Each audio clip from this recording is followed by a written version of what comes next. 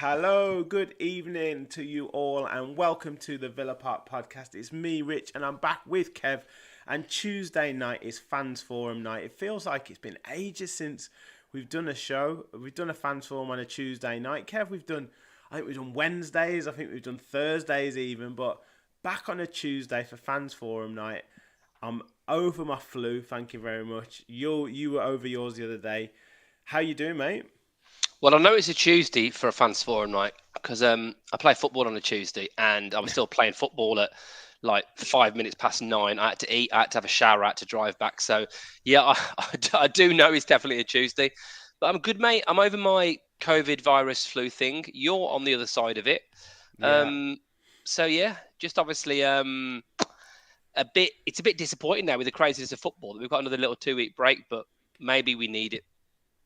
Yeah, well, we'll get into it all because could it have come at the right time for us? I know we always talk about the international break and how boring it is and all that kind of stuff. We need football in our lives and all that kind of stuff. But from a Villa perspective, it could have come just at the right time for us with games coming thick and fast and injuries hitting us a little bit at the moment. So it'd be good to get a few players back.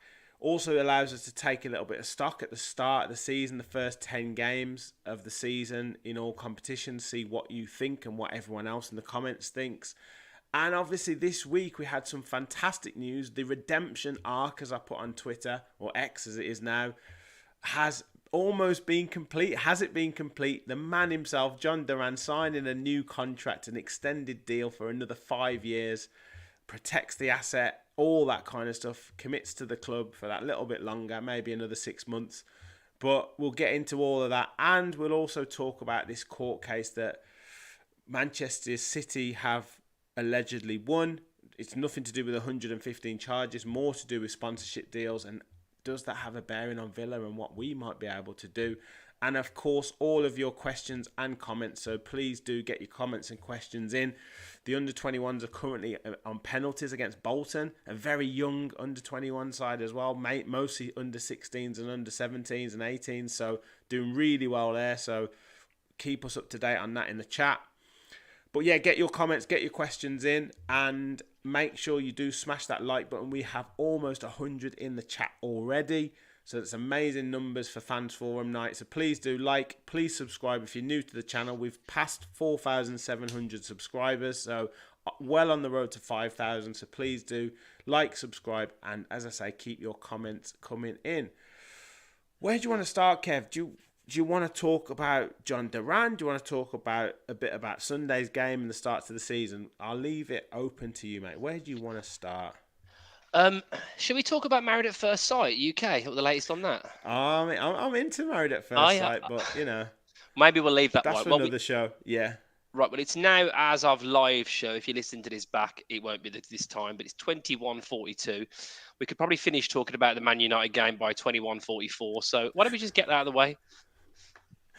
Yeah, I mean, it was shit, wasn't it? It was probably 90 minutes. Well, actually, it was longer than that because I drove down. So that's 3.5 hours. 2 hours for the match. 3.5 hours back. Not feeling very well. 9 hours of my life. I wasn't feeling very well at all. I won't get back.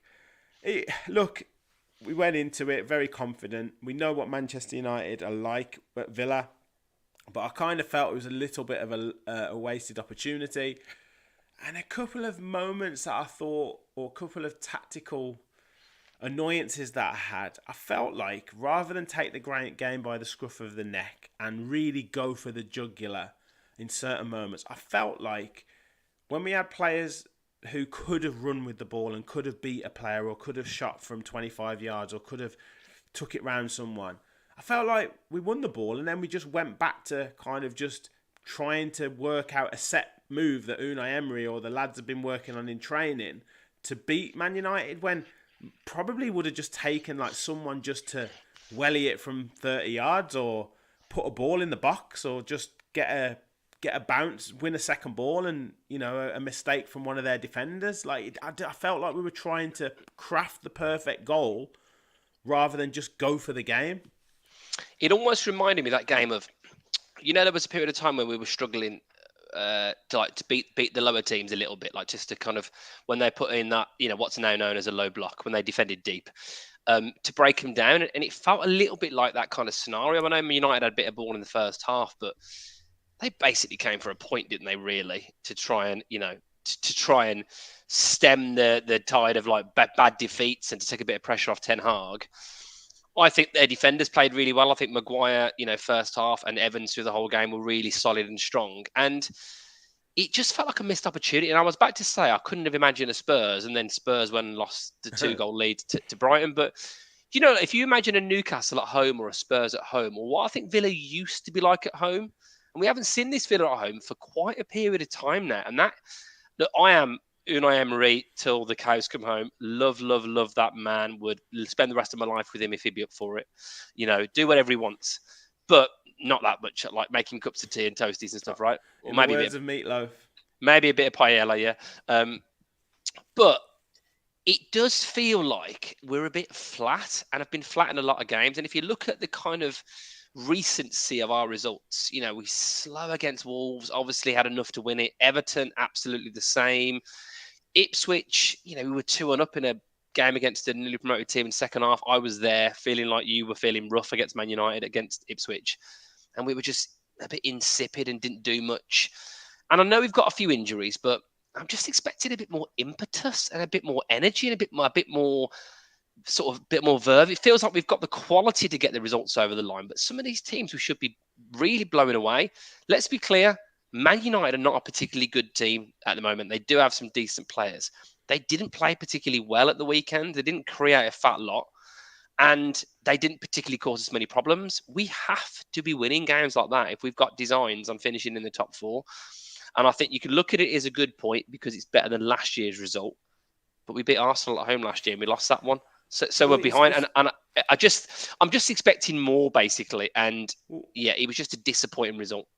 Yeah, I mean, look, you can take some of the home games right back to the end of last season, where maybe teams have come and respected us a lot more in terms of how they're approaching the games against us at Villa Park. So that is a little bit of a compliment there, but we haven't been blistering. I think Bournemouth at home last season was a really good performance when we won 3-1. But barring that, I'd probably say, and a comeback against Liverpool, good one last season. But I'd probably say Arsenal at home this season was probably our best home performance of the season. Like, I know we lost 2-0, but I thought we played really well in that game. Wolves for the last half an hour, we were excellent. And Everton for kind of the second half, we were really good as well. But, in terms of a good performance, and I guess it comes with expectation as well a little bit with that. But I thought Arsenal at home, I thought we played really well. We were just unlucky not to win. But yeah, I take your point. I think this, it still shows how important players like John McGinn are to Villa, giving us that impetus.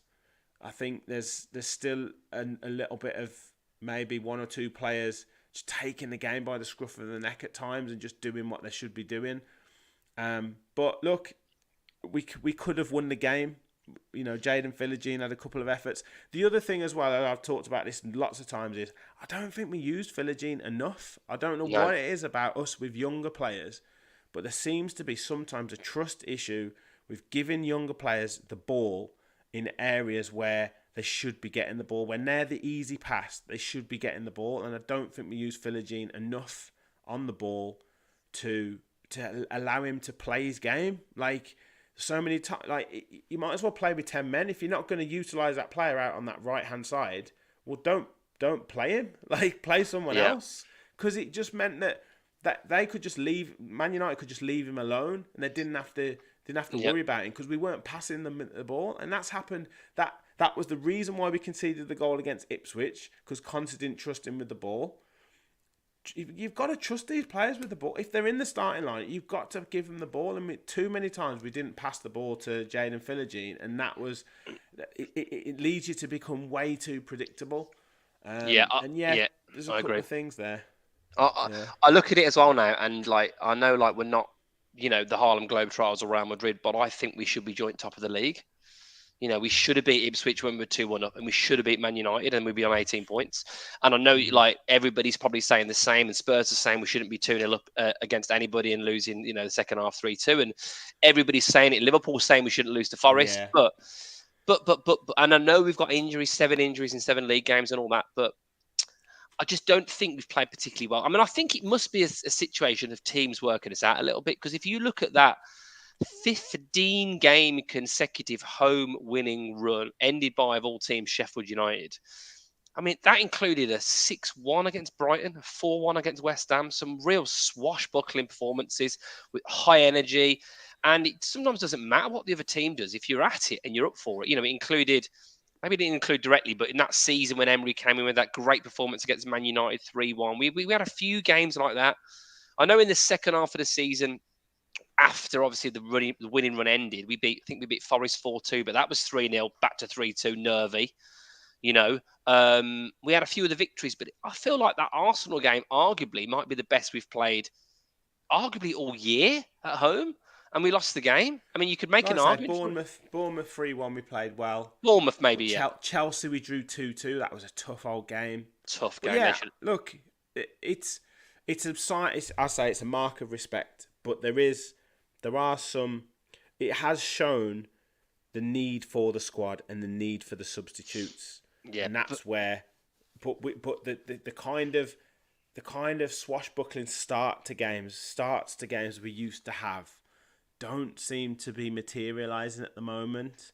Like, we're not at home, we're not wiping the floor, like we're not bursting out of the blocks and getting 2-0 up anymore. And when we had that, we had moments, where Bailey would be flying past his fullback and getting the ball in the box, and we'd create a big chance. Or Ramsey would score early. I remember the game against Tottenham, we won 2-1 in the season when we got in the Conference League. We got an early goal. And look, your tactics have to change, and you have to kind of adapt, and teams will obviously set up. Maybe Sheffield United was a bit of a blueprint for teams to go, do you know what? Definitely. Like, that we can just sit back here and let Villa and not give them space in these areas. But I think we'll get through it, and we've got the quality. I just need to come to some of the comments as well. Yeah.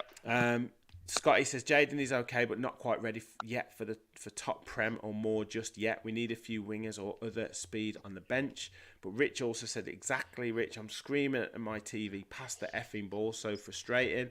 CC agrees with you, Kev. We haven't really got going yet. The lack of energy, intensity, a lack of leadership, I think it's part of our growth and evolution. And Kevin said Rodgers is holding onto the ball too much, needs to release it a bit quicker. And also current news, under-21s have beaten Bolton on penalties 4-1. Brilliant. Wow. And a fantastic performance from the goalkeeper, Oliver Zeech, I think is pronounced it. Had a fantastic game. So that, I think Villa are top of that EFL trophy group, and even better in the fact that Bolton did have a lot of first-team pros out on the pitch. So brilliant performance for them. 1-1 draw, and then the extra point by winning on penalties. So that's a win and a draw in that for the under 21 so far, which is great. Who else is in the chat? Rachel said we can't do the same anymore. Rich said we do think we had a hangover from the Munich game. It was very emotional. And who else is in the chat? Kevin said it's because we had no left back bombing forward, but hey, Maatsen, anyone? Yeah, I think it's a really, really valid point from a man with the best name on the podcast. Like, it's Jeans, I love it. What is her name? Maatsen is that attacking player with loads of impetus, loads of energy. I think Digne's been really good. I think the thing with Digne is that when we play games really well, Digne plays well. Like, it's obviously a guy with loads of experience. He's got back in the French squad, but he doesn't have that ability to bomb on. Cash isn't particularly great at doing it. He's constantly come back inside. Cons, when he's been right back, isn't obviously particularly great at doing it. And if you think back when we were doing really well and we had Moreno in that position bombing on, Bailey a bit more swashbuckling, Jacob Ramsey fit, pressing forward. It feels like Ramsey, when he was doing that Rodgers role, used to probably release the ball a bit more than Rodgers does. I'm not knocking Rodgers too much because I think he's been splendid, but it just feels like a bit of a missed opportunity for me. And I know teams change the way they play, and I get all of that, but if we get to the end of the season and we finish 2, 3, 4 points whatever off the top 4, we'll look at games like this. Man United, let's not beat around the bush, are not a very good team. And if that had been Man City or Tottenham in decent form, or Newcastle, whatever, or Arsenal, they would have won that game. And I know there is still a bit of a gap to us in the top teams in the league, but come on, if you can't, you're not coming off that pitch saying you're giving all you got. It was a turgid game. I don't think we really went for it, and we nearly nicked it at the end, obviously with Philogene opportunity, which I think he probably could have been a bit calmer about in terms of finishing it off. But you can flip the argument the other way around. What a start to the season. 10 games. We've only lost 1 to the potential league champions. So you can argue the point differently if you want it to suit the narrative, can't you? Exactly, and that's the point. I was talking about before we came on the show about the kind of review of 10 games in, and you're thinking, right, well, we've won 4, drawn 2, lost 1 in the league. We've won 2 games in the Champions League, including against Bayern Munich, with 2 clean sheets. 2 clean sheets. And went through to the next round of the Carabao Cup with a basically an under-21 side that with a couple of players and 2 players coming back from injury in the side. So from that perspective, you're thinking, well, you cannot argue, you cannot really moan about that at all. It's a great start to the season. The way we had the trepidation of the Champions League before we embarked on the Champions League journey, we've now won 2 games in a row. We've got the opportunity to beat Bologna at home and then Bruges away and potentially be on 12 points after 4 games in that competition. And also, is there an element in Emery's mind of, look, let's see where we get to in January. Can we add to the squad in January? But also the lessons learned about the relentlessness that he had to go after the season at the start last season. We were, really full to pedal to the metal up until Christmas, and then you saw the drop off and people running on empty. Is he maybe flipping it a little bit and thinking, do you know what?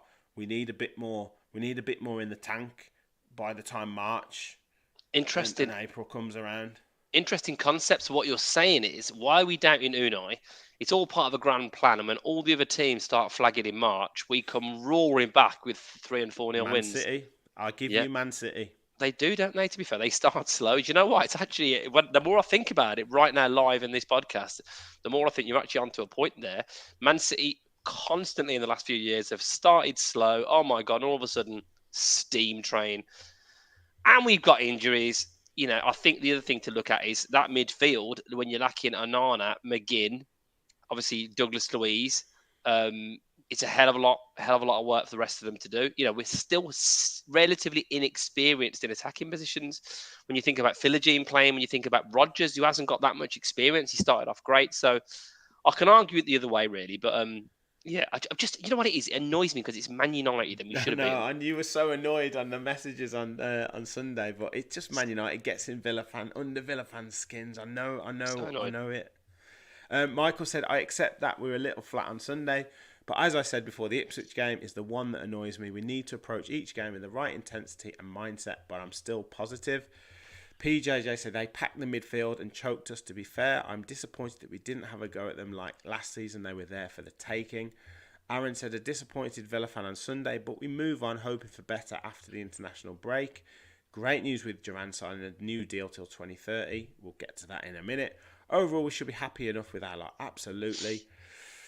CC said, has anyone noticed how Pau often passes sideways or back when he has a clear pass to Sendini racing forward? It's my biggest peeve how he needlessly slowed the game down versus striking fast with pace.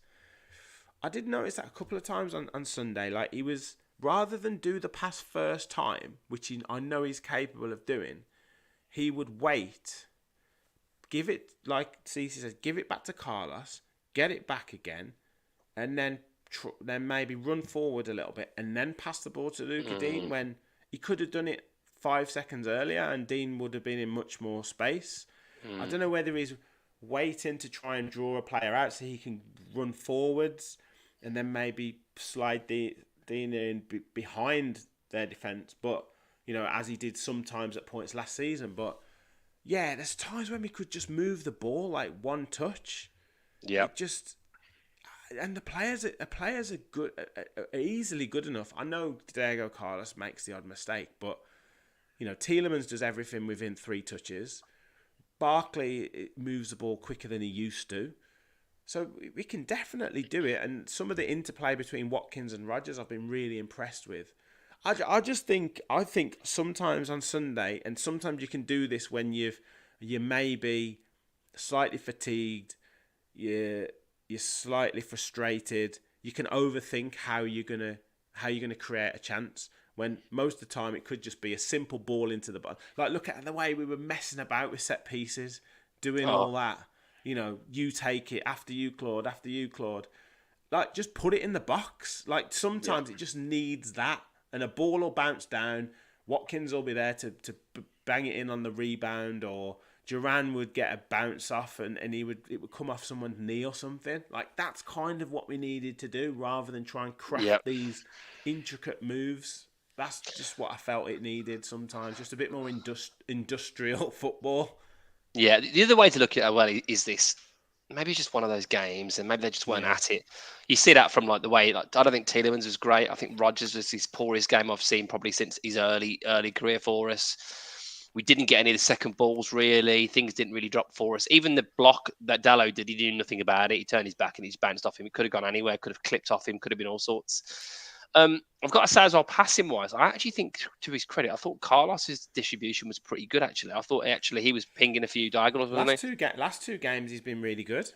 I think he came on and did really, really well. They didn't really threaten when he came on, but I think that probably says a lot, doesn't it? And look, we are missing some significant players, aren't we, in the squad?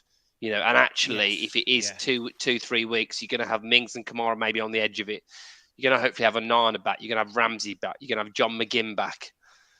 Konza hopefully isn't too bad. You're going to have some. Bailey obviously hopefully gets back to full fitness.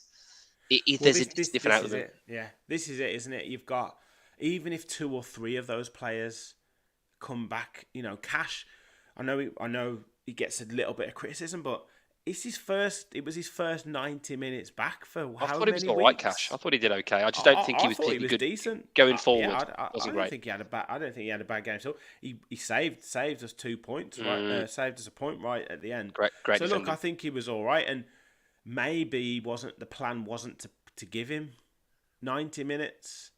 Maybe the plan was to give him 60, 70 minutes and bring Carlos on and put Konza to right back or something like that. But so you're hoping in these 2 weeks, maybe I think it might come too soon for Konza, but you're thinking McGinn could probably get back to some sort of fitness. Leon Bailey with a rest will be back. Hopefully, yeah. Cash will be much, back to sort of more fully fit. Who else? Kamara and Mings maybe would play some part in a couple of games in the next, after the international break, so they'll be, might be fit enough to be on the bench. Amadou Onana will certainly be back fit, you would think, because he was maybe just not quite fit enough for that game. So that was one thing where you need to take stock maybe a little bit and think, yes, we didn't quite have the options off the bench or the options to start that would have been, big players for us. And coming back after this international break, even if we have 3 or 4 of the players that are out, with the 2 or 3 to be coming back fit, it's going to be massive for the squad. We just don't want to pick up any more injuries. That's the thing as well, with players out on international duty. Yeah, absolutely. And it does get a bit dicey then, doesn't it? And I mean, what is it? Why is there so many injuries? Is it just bad luck? Is it the way we're training? Is it the overload of games everyone's talking about? but we're only in the start of October. There's not been that many games, and I know we've played a few times, but they didn't Said play. Ramsey as well, injured. Yeah. Yeah, I mean, we obviously most of the players didn't play against Wickham, so we've had two Champions League games as well as 7 league games. It's not like excessive load, is it? Really, at the moment. Um, and obviously, none of them are significant injuries. None of them are long term injuries. That's a good thing about it. You've not got someone who's done their ligaments or something. So if it's probably max, you're thinking 3-4 weeks. Someone maybe like a begin one. Wouldn't it be just refreshing? But I think it makes a big difference to this season. If we can get the lion's share of the squad back fit, we've got a chance of doing something this season. We really have. With Rodri out for Man City, with Liverpool still in transition, even though they're looking really good with a new manager, with Arsenal never really proving they've got it. I'm not saying they won't be finished highest in the league, but I'm talking about, in the FA Cup, in the Carabao Cup, can we do something this season? But I've said it many times in this pod in the past, you've got to take these opportunities when they present themselves to you. And no doubt about it in my mind, at some point, Man United are going to be back. At some point, they will with the money they've got and the revenue they bring in. Chelsea are getting there. A real competition for us for top four. West Ham, I'm sure, will improve. They're still a decent team. You've got some good teams in and around it here. Newcastle are a decent team. It's not going to be all plain sailing for us. So we've got to take this opportunity to get the points when they're there. Yeah, I mean, looking at kind of ahead, and I say I will get to comments in a second, but looking ahead to fixtures that we've got Fulham obviously in the next game. Then we have, who do we have after Fulham? Is it Bournemouth at home? So we've got Fulham, then Bologna in the Champions League, Bournemouth at home, then Crystal Palace in the EFL Cup, then Tottenham away, Bruges away, and Liverpool away. Nice. And that kind of end before the next international break is a tough set of games that week. Fulham's a tough one away from home. Definitely tough. They're doing. Bournemouth at home won't be easy. Bournemouth turn up like we know they can turn up, then that is definitely not an easy game because it's the first half against Southampton. I know Southampton were bad. They were absolutely brilliant. If they've got all their players firing, then they are a real proposition, Bournemouth. So it won't be a gimme, I don't think. And as you say, you got Spurs, you got Liverpool, got Champions League games. We need these players back, don't we? Yeah, well, it's Saturday, Tuesday, Saturday, Wednesday, Sunday, Wednesday, Saturday. So it's relentless. And don't get me wrong, he's probably going to play another weakened side against Palace. Dare I say it? We beat Bologna. Does he make changes for the game away at Bruges? Maybe he does. And hey, I was thinking, we've had a little bit of a bit of melancholy and sort of negativity, but with us winning this, FA Trophy, whatever it's called now, game tonight, are we on for the quintuple? Are we on for the League Cup, the FA Trophy, whatever it's called, Johnson's EFL Trophy, yeah. EFL Trophy, yeah. That's it, the EFL Trophy. The Champions League, the Premier League, and the FA Cup. The quintuple, it's on. Well, look, this is what Emery's like. Everyone was agreeing with me about the point I made about conserving a bit of energy now for the end of the season. We'll need it when we're still in all these competitions. Yeah, I hope we're not conserving it for the EFL Trophy though. Yeah. Emery's there saying, first of all, good evening. We've won the EFL Trophy. Like, no, thanks, Unai. We want one of the bigger ones, please. Yeah, definitely, mate. Definitely. Well, look, to get a trophy this season would be unreal.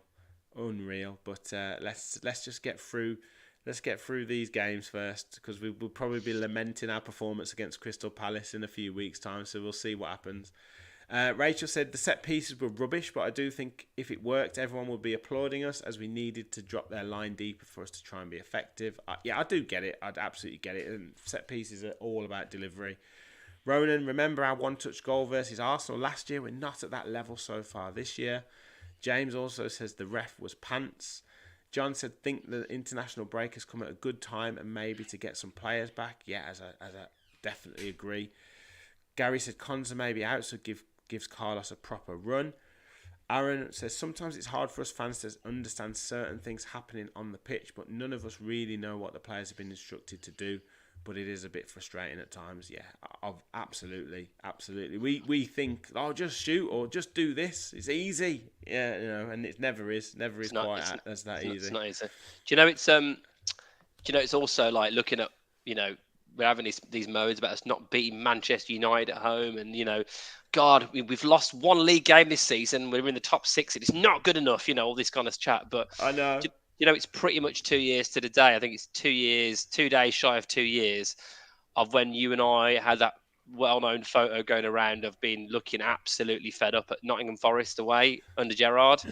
I think Thursday will be 2 years to the day, 10th of October, 1-1 away at Forest when we were, absolutely pants. I think he had one more game after that. That was Fulham. To think how far we've come in just 2 years, Richard. I know, mate. Yeah, it's mental, isn't it? Yeah. Rich said we're sitting nice in the Premier League and sweet in the Champions League. Set up just a bit unlucky with injuries. Kevin said Palace in the Carabao almost sold out. Apparently, just shows if you get the pricing right, fans turn up. Yeah, we might talk a little bit on the tickets and stuff like that. Bear in the Garden says also the Birmingham Senior Cup. Kev, don't forget that.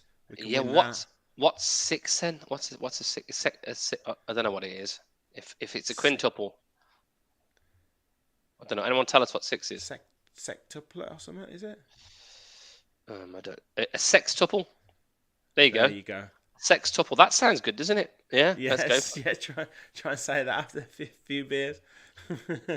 Fancy come around for a sextuple chat. Yeah. Just want to shout out James in the chat, one of our members, James Wood. He's raising funds for the Aston Villa Foundation and supporting the 150th anniversary. He will be shaving off his beard. He hasn't even got a beard. He's clean shaven. It's a scam. I'm joking. Well done, James. I'm joking.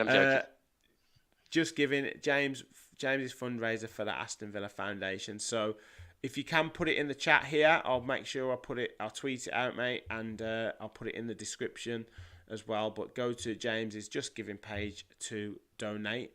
Well done, James. Great work. Yeah, brilliant stuff, mate. Brilliant stuff for the Villa Foundation. So yeah, I think. Look, in reflection, slightly disappointing result on Sunday, but in the grand scheme of things, 10 games in, 1 defeat, clean sheets in the Champions League, beaten Bayern Munich, 5th in the table. I don't think there's a lot that we can be. Good night, everybody. Thanks for watching. Exactly. And we have over 200 people watching on X and on YouTube. Make sure you hit the like button if you haven't already. Follow us on X at Villa Park Pod and at KTAVFC as well. And get liking, get retweeting, all that jazz. Keep comments coming in. If you want to become a member as well, please do click the $sign or click the join button, and just $1.99 a month, and you could become an official Villa Park Pod follower and help support the channel. So let's talk the news we got on Monday of our big Colombian who was going to leave in pre-season, was maybe going to West Ham, was doing all the X signs for West Ham. He was then going to go to Chelsea, and it seemed like he wanted to go anywhere else but Aston Villa. Inevitably, he then scores the winner against West Ham, and then it's been a love story, a rekindling of his love for Aston Villa and his love affair with the fans ever since then, even more to the point that he now has his very own song. And it was announced on Monday that the man himself, Jhon Duran, has signed a new and improved contract that was apparently agreed when he kind of negotiated to stay if his performances were good. They obviously have been, and he's now contracted to the club till 2030, Kev. Great. What do we have to say about that? He looks good. He looks fine. Jhon Duran is on my mind. And his Villa's at number 9. Singing do-a-diddy-diddy-dum diddy-dee. What a redemption arc. You're absolutely right. Absolutely right. And who would have seen in such a short amount of time when everyone was like, sod him, he's doing the irons gesture and he's changing all his Instagram pictures and he's getting rid of all the Villa stuff. He's liking all the Chelsea. I mean, he came out the other day saying Bayern Munich's the club of his dreams. Look, he's at the Villa. He's clearly making a massive, massive impact. He's got himself a bumper new contract, and I think it's good news for us. He either sticks around and he keeps progressing like he's been progressing, or someone's going to have to spend a hell of a lot of money to prize him from our clutches. So we're protecting an asset, and these teams that, if the rumours are true that only a few more million would have got him, then I look at that and think they'll be kicking themselves. West Ham start to the season, yeah, they had a good win against a team we could have beaten, Ipswich. But, they've been struggling to score and, a lot of pressure on the manager. And to think they might have got the player that's probably been arguably one of the star players of the season so far it might be a big missed opportunity for those clubs. Yeah. I mean, would you go so far as to say, is he 20 still? When is he 21? He's got to be up there with the most highly rated strikers of any age, really, at the moment in world football. Yeah, he's 21 in December. Is he? Right, okay. So, still 20. The audacity to try that effort on Wednesday. Was it Wednesday? I forget. The audacity to try that effort. And also, because they talked about it before the game, you've got to engineer the opportunity. You've got to think, right, I've made this movement and this is the time when I'm going to do it, not just to execute it. You've got to get into the position to even try and execute it, which is crazy against Bayern Munich, of all teams. The audacity to score the goal against Everton, the clutch moments against, West Ham under pressure in that game, coming on against Leicester, scoring that goal. I mean, it's just crazy. I mean, the finish he did against Young Boys, I know it was given handball, but like this guy, he can score every type of goal. There are some elements of his kind of all round game that I think you can clearly see needs some improvement, but he definitely seems to have come back with the right attitude. I know Emery's talked about that a lot. He's humbled himself a little bit more.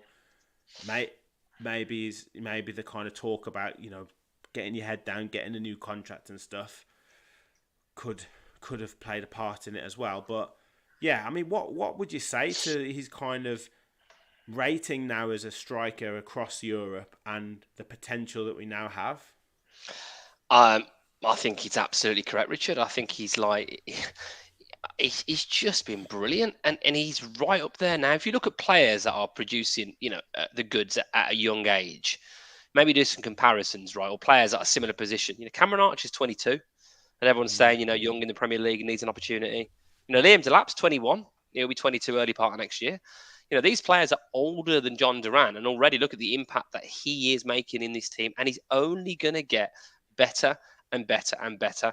Just think what he's going to be like when he's got himself a bit more experience, when he's a bit more streetwise, can use the ball a bit better. He's going to be frightening. I mean, he's got pace, he's got power. You're right. Sometimes, the link-up play is not great. Sometimes he's a bit too over-exuberant and gets out of position. But the fact he's prepared, I mean, you talk about all those things that he's done. I mean, I also point to that Crystal Palace goal when we were 1 down.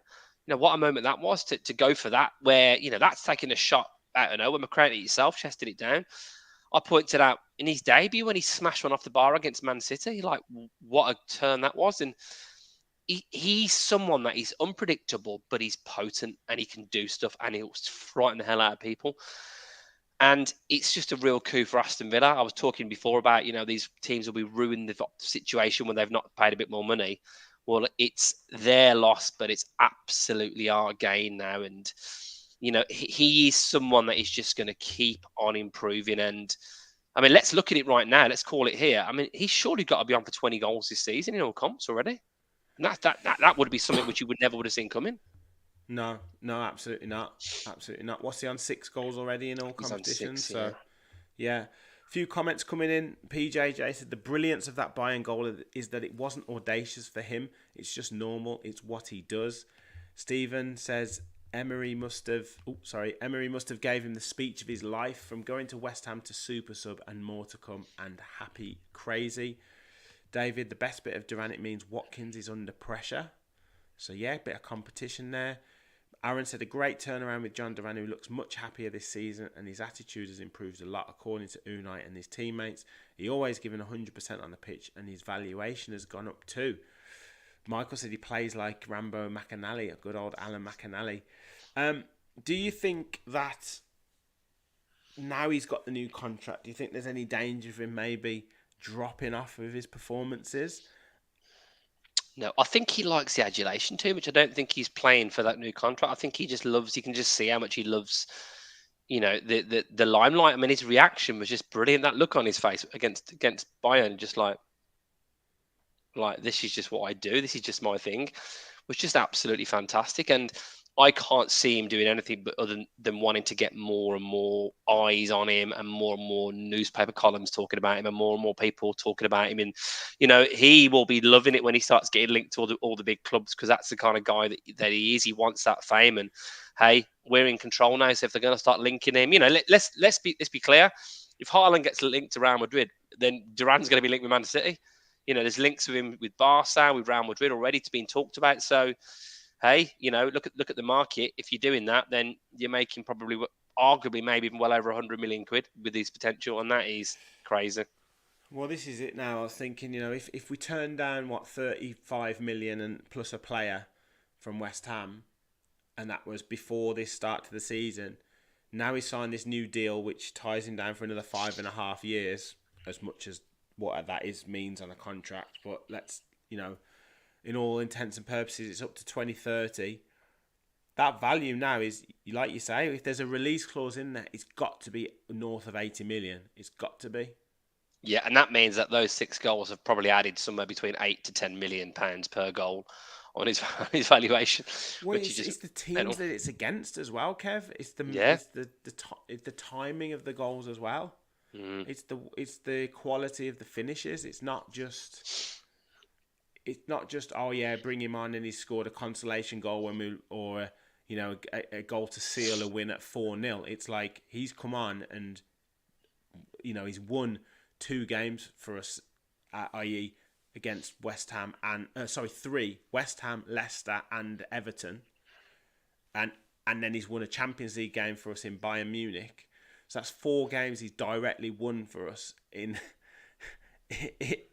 both competitions. So it's absolutely crazy what he's managed to do. And if you think of how much that value adds on, yeah, you've got to be talking at least 80-85 million for a release clause that's been put in there to protect what we have.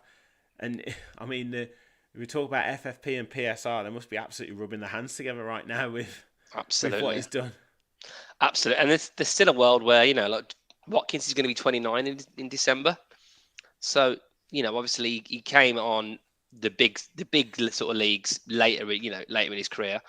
But look, I don't want Ollie to go anywhere. I think he's an absolutely tremendous player for us, and I can see him sticking around. But let's just say he does get an opportunity to go to a top club in inverted commas. I know we're a top club, but let's say a big international team, Bayern Munich came in for him, whatever, someone like that, would he want the opportunity for the move, and then does Duran become the main man? I think he's got some work to go to prove he can be a lead in the line for us. At the moment, he plays that impact role really well, but is he a 90-minute type striker, holding the ball up, doing the work consistently?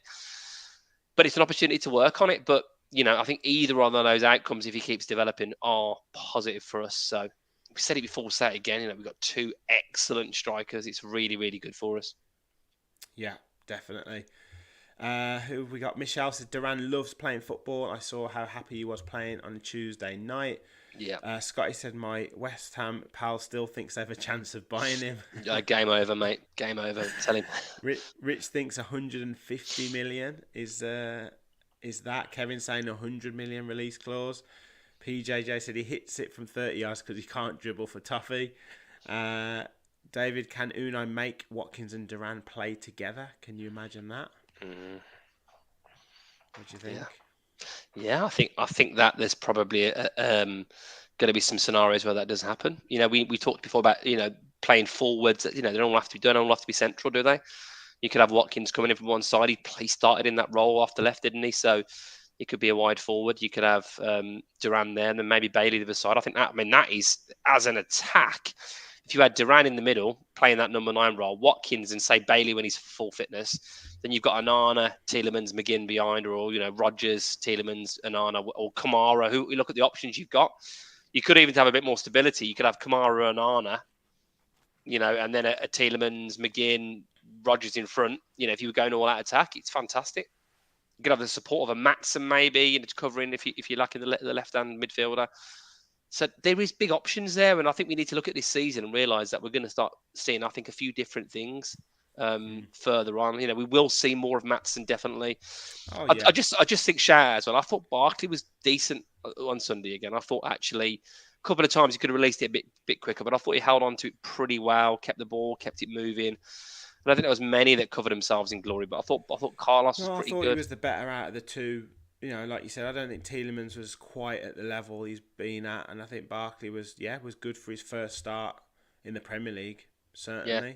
Carlos was good. Emmy was obviously great, as always, man of the match. But yeah, I think that some of the squad players have come in and done pretty well. So yeah, it's just exciting times. It's exciting times. I just think that the one thing Duran's given us right now, if you think about the start of this pod tonight. We're talking about how it's a bit flat, a bit insipid. It's not going anywhere. It needs to be a bit more impetus and intensity. Well, he's the absolute antithesis of that, isn't he? He's swashbuckling, all action, change a game, score after 9 seconds of coming on. Pretty much, it seems like and he's done it so many times. So, yeah, we want a bit more Jhon Duran, and he's signed a new contract or an extended contract. So, let's go. Yeah. Also, to shout out his defensive attributes that Stephen said. I mean, a few times he cleared corners that Man United had on Sunday. He's vital in both boxes as well. And another thing that we've talked about a lot with regards to the physical profile of our team. But now you look at, let's say Mings comes back into the side. You'd have centre back with Mings, or you talk about us on corners. You might have Mings, Konsa, Onana, Duran, Barkley. You've Morgan Rogers. You've got some big players there. That would be that if we could get that delivery right and beat the first man, we would be dangerous off set pieces. Really dangerous. I know we've scored a few already, but we would be really dangerous off set pieces. Pau Torres as well. He's obviously he's no slouch in the air. So you'd have some serious options there, depending on who's playing. I agree. Yeah.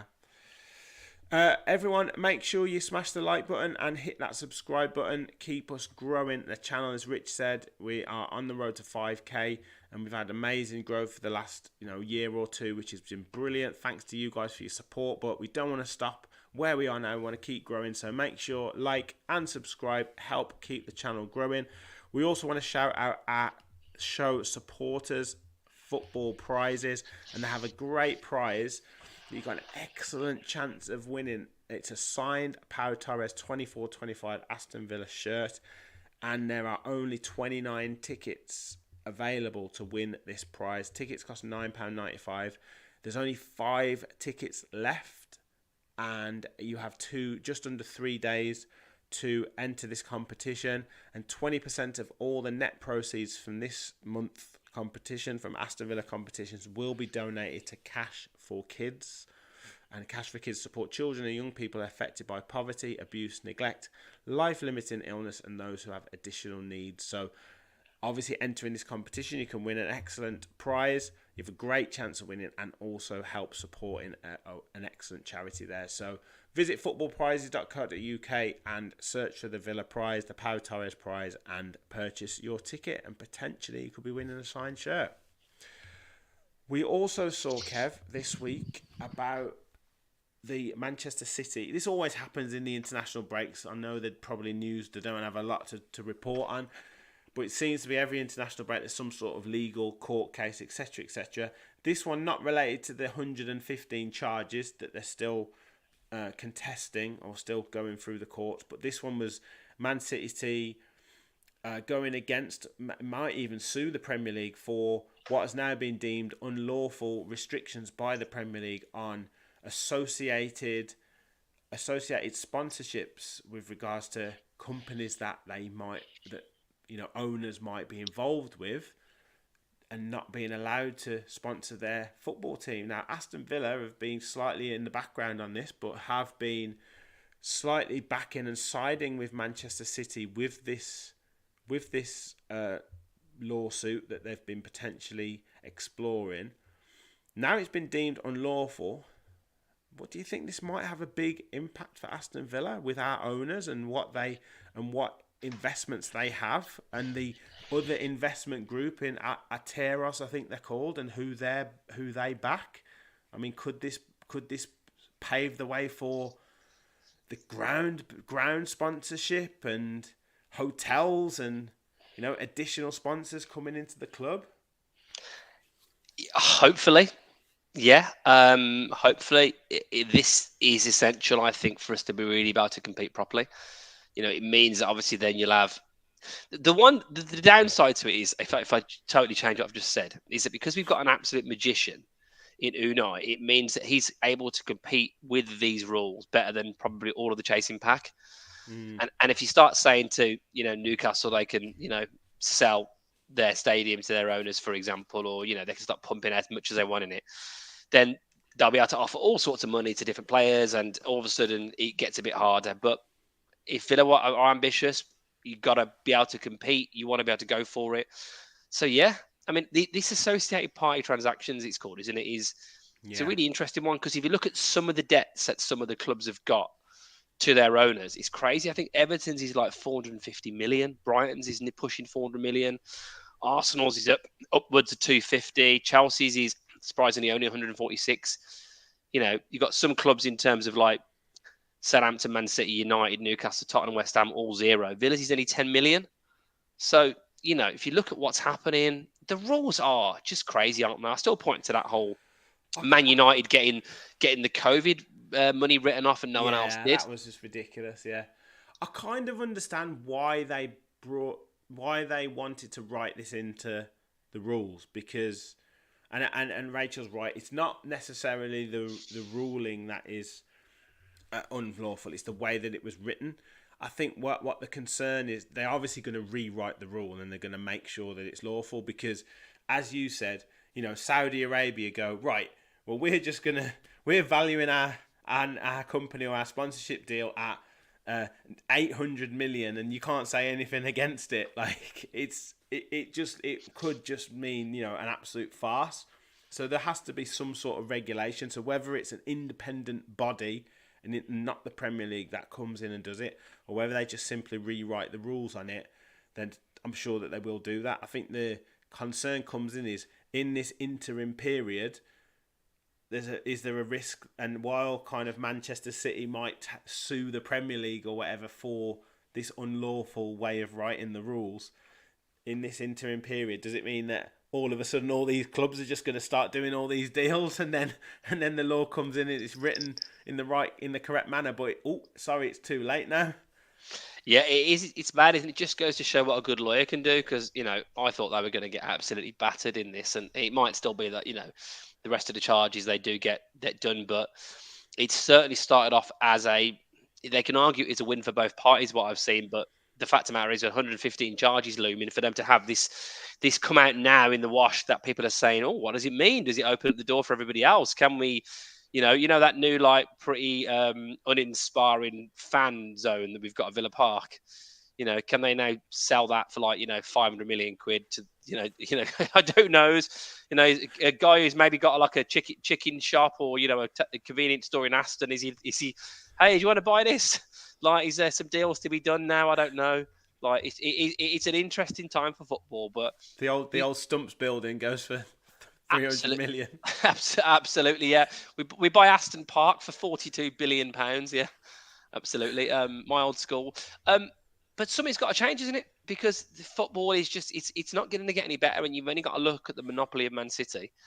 And we've said it many times before, what they got to do, the timing of them coming in and being able to spend the money and, inflate what they could pay people with various rules. And it's just changed the game for everybody else.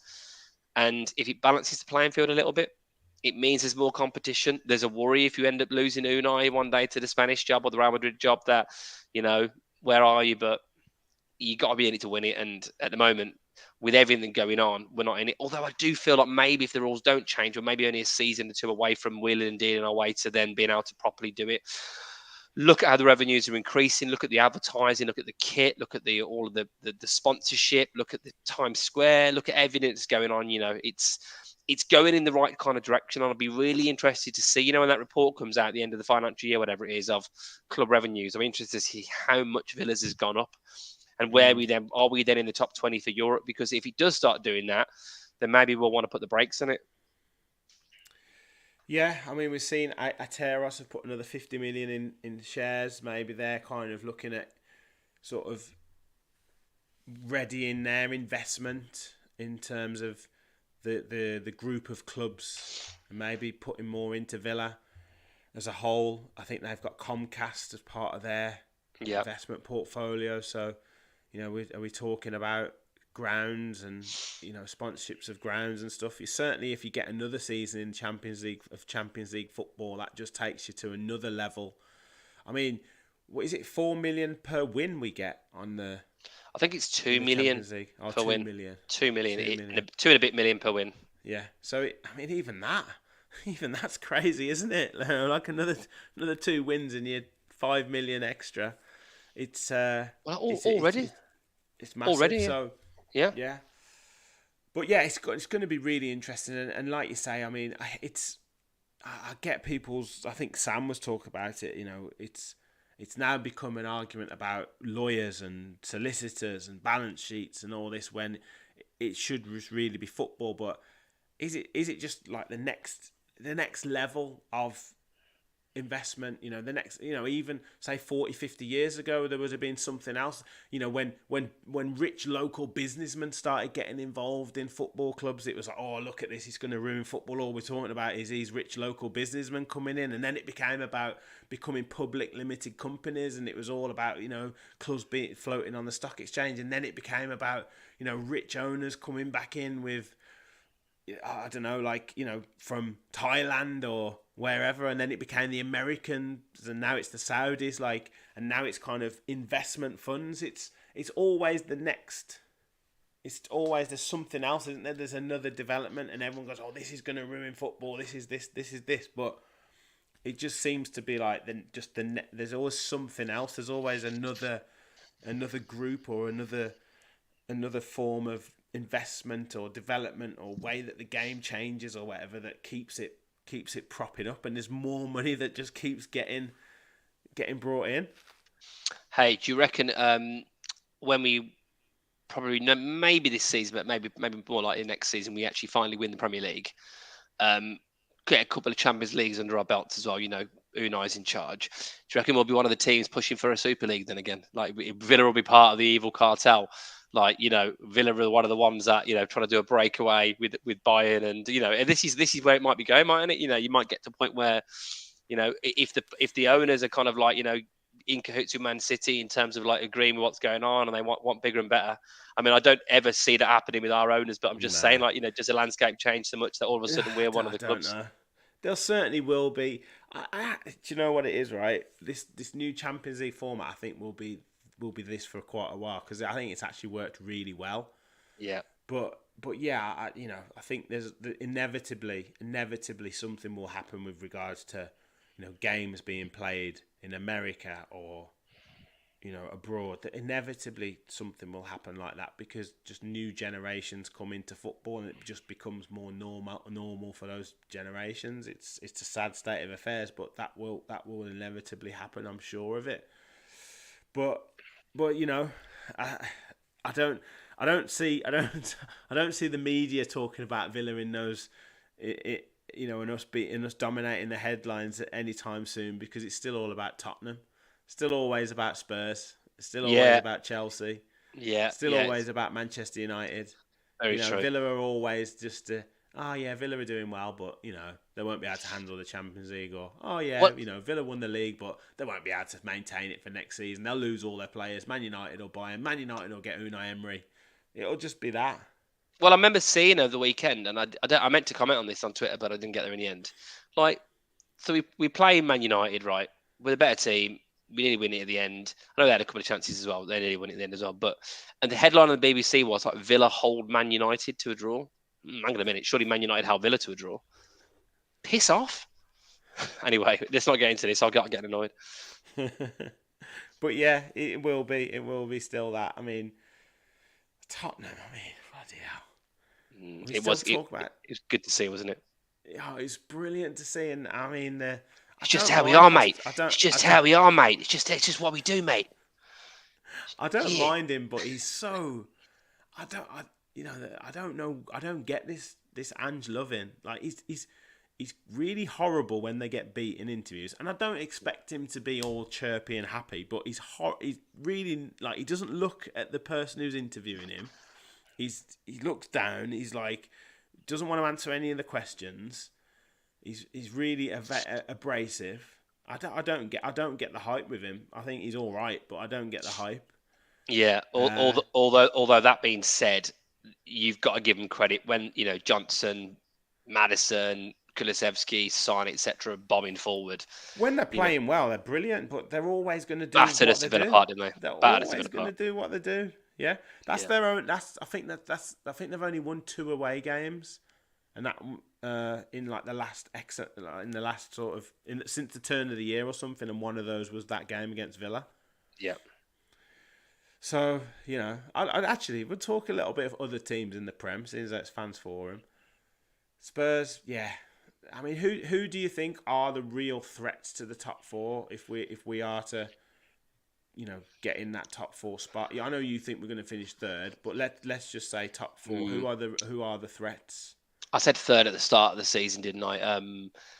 I think that points wise we're looking pretty good. Performance wise, I maybe might push that down to 4th now. If we're saying at Arsenal, Man City, Liverpool are probably going to be, top 4. Man City points deduction, sort of, not including that. I actually think right now, Chelsea, it's popped up on the screen with Stephen. Everyone's in the chat. Kay's in the chat. Stephen, Michelle, Michael. Doing a good job, isn't he? Bear in the garden, yeah. Rachel says Chelsea, Spurs, Newcastle. Yeah, I think Chelsea, Spurs, Newcastle is probably covers it. Yeah, Chelsea are good though, aren't they? They're good, and they're getting it right now, and they've got some players in that team. Cole Palmer, he's absolutely brilliant, isn't he? Yeah, Jason's saying do not underestimate how hard the top 6 will be. Adamski thinks Chelsea will flounder again. What about the likes of Brighton? West Ham? I don't see Brighton seeing the course through. I think they've got some good players. I think he's done a good job, Hertzler. Fulham are a good team, but I don't think they're being strong enough to do it. And Unai says, doesn't he? Premier League's the most important. This is how you get to qualify. So, this is why, going back to the start, dropping points, leading against Ipswich, but not beating a Man United team there for the taking is disappointing, because if you're going into this run of games and you're on 18 points, joint top of the league, you've got room to lose to a Fulham away because you're still up there. Do you know what I mean? You lose that game now, all of a sudden you lose that game now, and a few teams around you win. We are at Villa. I think this is the worry I've got. We're only maybe a couple of defeats away from a bit of a crisis, because if Brighton and Newcastle win and we lose, they go ahead of us. If Fulham beat us, it's still very jammed, isn't it? The league. Yeah, but I'm just saying Tottenham are on 10 points. So you lose 2 games, you could be mid-table, and then it's like, oh my God, this is terrible. We've missed opportunities. That is where the worm starts to turn somewhat. Kev, a little bit cautious today, mate. I know, mate. Yeah, I know. I just annoyed me. Ipswich and Man United annoyed me. Bayern Munich hasn't masked it. It has a little bit, but Jason said Man U will rally at some stage. Stephen said somehow bloody Man U will end up there. No chance. They're shit. The Villa fan said, I have a good feeling after the international break with injuries back, we're going to be stronger. Aaron said, I'm not into Big Ange either. He's rude, arrogant and dismissive, getting on my nerves. Why can he never look at the camera in interviews? It's weird to me, bizarre. It's just how we are, mate. It's just how we are. Scotty says, Ange reckons he wins in his second year. Yeah, he guaranteed. Kevin said, cautious Kev, come on, don't let him down. I'm only joking. We're going to win the lot. We're going to win it all, every one of the trophies. I was going to ask this actually, but Bear in the Garden's got in there. So yeah, who's been the worst team this season so far? Southampton or Wolves, maybe. Who's bottom? Wolves bottom, are they? Wolves are bottom, yeah, I think. Yeah, Wolves are bottom. Southampton second. I Wolves are think Southampton. bottom. They're both on. Well, yeah, I've just checked. They're both on 1 point, so they're both rock bottom. Palace have really disappointed, haven't they, as well? They have, but they're not Wolves or Southampton bad, are they? I think it's got to be Southampton. Southampton have been poor, really poor. Look really out of their depth. I think Wolves will get better. They've got some good players.